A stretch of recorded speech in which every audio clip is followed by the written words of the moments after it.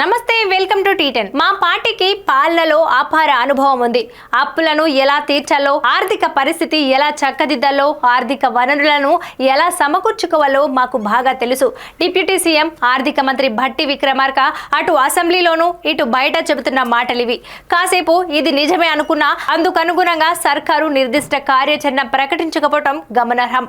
కాంగ్రెస్ ప్రభుత్వం అధికారంలోకి వచ్చి ఏడాది పూర్తయిన నేపథ్యంలో అప్పులను ఎలా తీరుస్తారు, బకాయిలను ఎలా సర్దుబాటు చేస్తారనేది తేలకుండా ఉంది. గత బీఆర్ఎస్ 10 ఏళ్ల పాలనలో 4 లక్షల బిల్లులు, 40,000 కోట్ల మేర బకాయిలు పేరుకుపోయాయి. వీటిలో బడా కాంట్రాక్టర్లకిచ్చే 1,000 కోట్లతో పాటు ఉద్యోగ విరమణ చేసిన వారు, పెన్షనర్లకు జీపీఎఫ్ గ్రాట్యుటీ రూపంలో చెల్లించాల్సిన 20-30 లక్షల లాంటి బాకీలు కూడా ఉన్నాయి. అయితే వీటిని చెల్లించేందుకు కూడా కటకట ఏర్పడటం గమనార్హం. సచివాలయానికి మంచినీటి పీపాలను సరఫరా చేసే ఓ చిన్న సైజు కాంట్రాక్టర్ కు 4 లక్షల బిల్లు 5 నెలల నుండి పెండింగ్ లో ఉందని తెలిసింది. తమ పిల్లల పెళ్లిళ్లు, వారి ఉన్నత చదువుల కోసం జీపీఎఫ్ గ్రాట్యుటీ ఉపయోగపడుతుందని భావించిన పలువురు రిటైర్డ్ ఉద్యోగులు చెక్కులు, టోకెన్లు విడుదలైన డబ్బులు తమ ఖాతాల్లో పడటం లేదని వాపోతున్నారు. ఆర్థిక పరిస్థితి సంక్లిష్టంగా ఉన్నప్పటికీ ఇలాంటి చిన్న బిల్లులైనా చెల్లించడం ద్వారా ఆయా బాధితులను ఆదుకోవాలని వారు కోరుతున్నారు. మరోవైపు వివిధ ప్రభుత్వ వసతి గృహాలు, గురుకులాలకు రేషన్ బియ్యం సరఫరా, వివిధ భవనాలకు అద్దెల చెల్లింపులు కూడా సమస్యాత్మకంగానే ఉన్నాయి.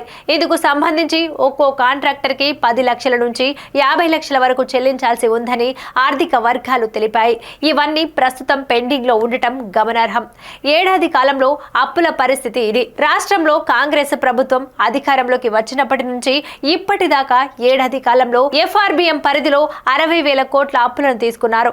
ఇవిగాక గ్యారంటీల రూపంలో మరో 50,000 కోట్లు, గ్యారంటీలు లేకుండా ఇంకో 15,000 కోట్ల మేర రుణాలను ప్రభుత్వం తీసుకుంది.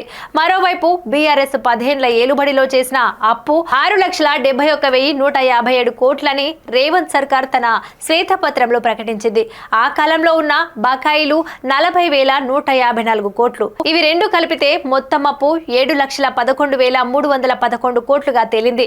వీటికి తోడు 10 ఏళ్ల కాలంలో కార్పొరేషన్ రుణాలు కూడా పెద్ద మొత్తంలో పేరుకుపోయాయి. పౌర సరఫరాల కార్పొరేషన్ కు 50,000 కోట్లు, విద్యుత్ సంస్థల పేరిట మరో 70,000 కోట్ల రుణాలున్నాయి.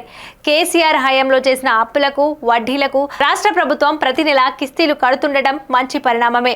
ఇదే సమయంలో పౌర సరఫరాల కార్పొరేషన్, విద్యుత్ సంస్థలకు ఉన్న రుణాలను దశల వారీగానైనా చెల్లించాలని, లేదంటే ముందు ఆయా సంస్థలకు ఇబ్బందులు తప్పబోవని ఆర్థిక నిపుణులు హెచ్చరిస్తున్నారు.